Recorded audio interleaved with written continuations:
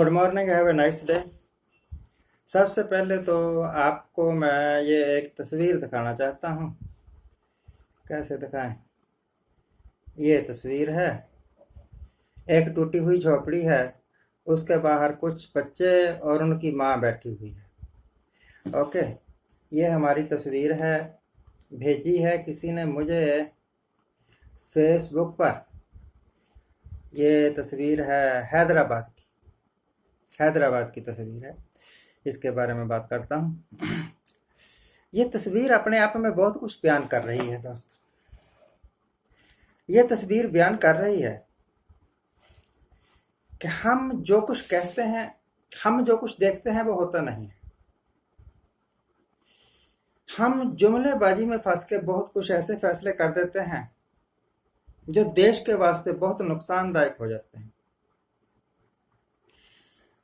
ये जो तस्वीर आपने देखी है, एक टूटी हुई झोपड़ी और उसके बाहर कुछ चिथड़ों में लिपटे हुए बच्चे, एक औरत। ये एक झोपड़ी की कहानी नहीं है, एक परिवार की कहानी नहीं है। ऐसी हजारों झोपड़ियां आपको मिल जाएंगी पूरे हिंदुस्तान में। मेरी कैलकुलेशन जो मैं करके देखता हूं उसके मुताबिक कम से कम 30% पॉपुलेशन जो है ना हिंदुस्तान की, वो झुग्गी झोपड़ी में रहते हैं। और उसमें से भी जो 10% लोग हैं वो ऐसी मिजरेबल हालत में रह अपनी जिंदगी बसर कर रहे हैं। तो जिन्होंने ये मेरे को भेजी फोटो, वो साथ में एक मैसेज भी लिखते हैं कि भाई साहब आप कुछ करो। मैं क्या कर सकता हूं? सवाल यह है, मैं का मतलब कोई एक आदमी, आप भी हो सकते हैं, कोई दूसरा भी हो सकता है, रवीश कुमार भी हो सकता है, प्रसून वाजपेयी भी हो सकता है, तोता मीडिया का कोई बंदा भी हो सकता है। आवाज उठा देगा, ये फोटो दिखा देगा और ये भी बता देगा कि देखो हिंदुस्तान में कितनी गरीबी है।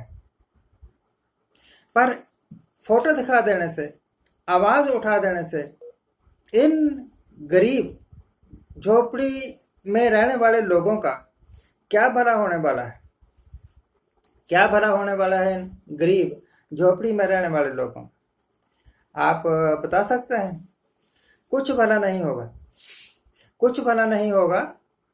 सिर्फ ये होगा कि मेरे जैसे मूर्ख संतुष्ट हो जाएंगे ये सोच के कि मैंने एक गरीब परिवार की आवाज उठाई। गवर्नमेंट कुछ नहीं करेगी, गवर्नमेंट कुछ कर सकती ही नहीं। नंबर एक तो इस गवर्नमेंट में विल पावर नहीं है, और नंबर दो, इस गरीबी के लिए सिर्फ गवर्नमेंट जिम्मेवार नहीं, सिर्फ सरकार जिम्मेवार नहीं, मैं भी जिम्मेवार हूं, आप भी जिम्मेवार हैं, हर एक आदमी जिम्मेवार है। हम हमेशा गरीबी को तरजीह देते आए, गरीबी को पनाह देते आए।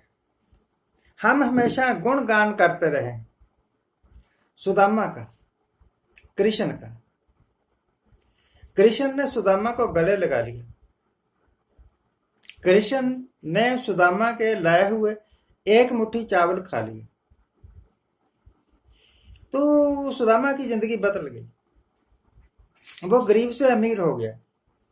आज के युग में कितने लोग हैं जो कृष्ण की उस कथा से सबक ले रहे हैं? आज के युग में कितने लोग हैं जो किसी गरीब का हाथ पकड़ के उसको खड़े होने में मदद कर रहे हैं? ये गरीब, एक एक परिवार में 10-10 बच्चे, उन बच्चों को पालना, उन बच्चों को पढ़ाना लिखाना, उन बच्चों को अच्छे कपड़े देना, उन बच्चों को अच्छा भोजन देना, ये सब राम भरोसे है। जब जब बच्चे पैदा हो रहे होते हैं, नोबडी इज थिंकिंग कि इनका भविष्य कैसा होगा, मैं इनके वास्ते क्या कर पाऊंगा। देखिए, आज के युग में, इस वक्त, जिस वक्त I am talking to you, Hindustan एक दुर्दशा से गुजर रहा है। हो सकता है कि तोता मीडिया के लोग, हो सकता है कि कुछ अंधभक्त मुझे गालियां निकालें।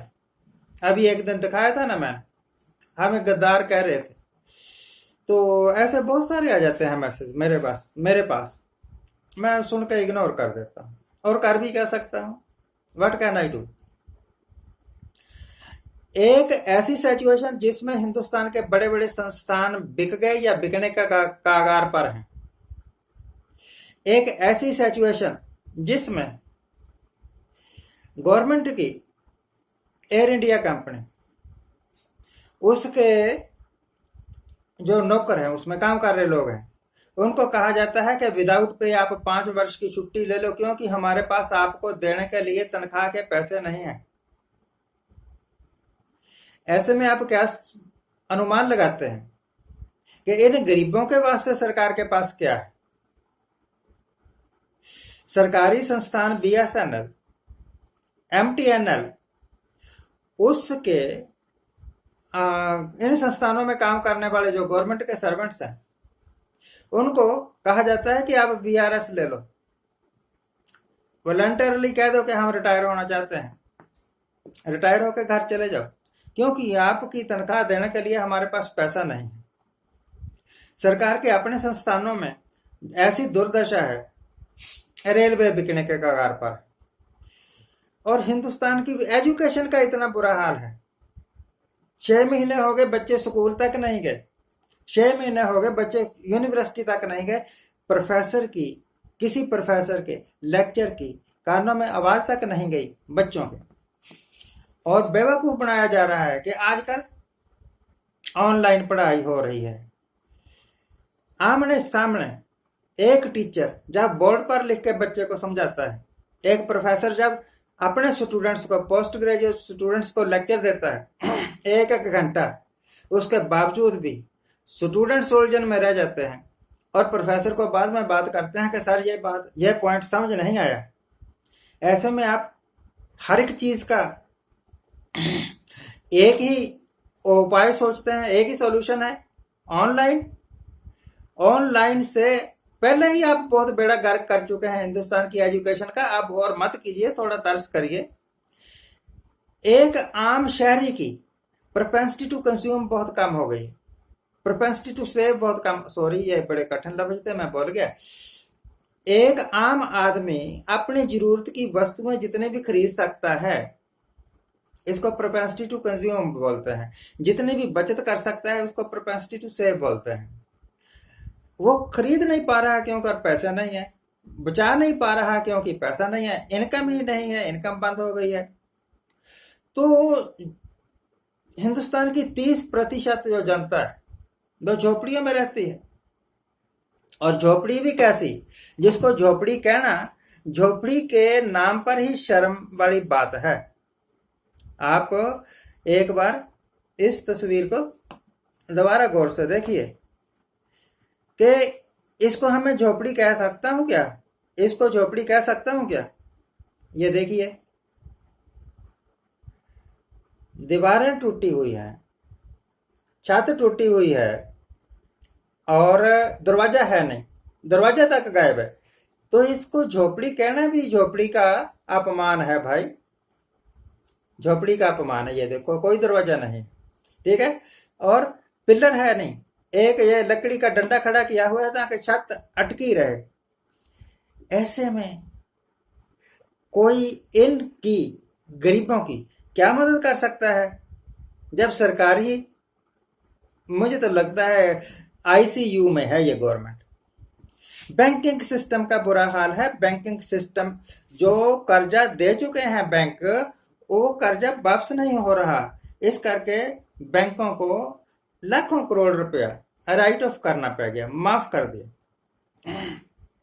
ऐसी हालत में आप क्या सोचते हैं ये तो आप जाने, पर मैं सोचता हूं कि हिंदुस्तान की अर्थव्यवस्था इस वक्त बहुत क्रिटिकल हालत में है। हिंदुस्तान को एक बूस्ट चाहिए ताकि अर्थव्यवस्था दोबारा अपने पैरों पर खड़ी हो सके, गरीब सुख की रोटी खा सके, उसको रहने का कोई ठिकाना बन जाए। बहुत लंबी कथा है, अगर मैं लगातार बोलूं तो कम से कम 2.5 घंटे बोलना पड़ेगा, पर मेरे पास मजबूरी है, मेरे पास टाइम बहुत कम होता है, सिर्फ 10 मिनट में इतना ही बोल सकता था। आप इसी से समझ जाइए कि हम एक बुरे दौर से गुजर रहे हैं। आज जिनका जन्मदिन है उनको हैप्पी बर्थडे, आज जिनकी मैरिज एनिवर्सरी है उनको बहुत बहुत शुभकामनाएं। सदा सुखी रहिए, आनंद प्रसन्न रहिए। I pray to God for a better future to the citizens of India. Thank you very much for watching.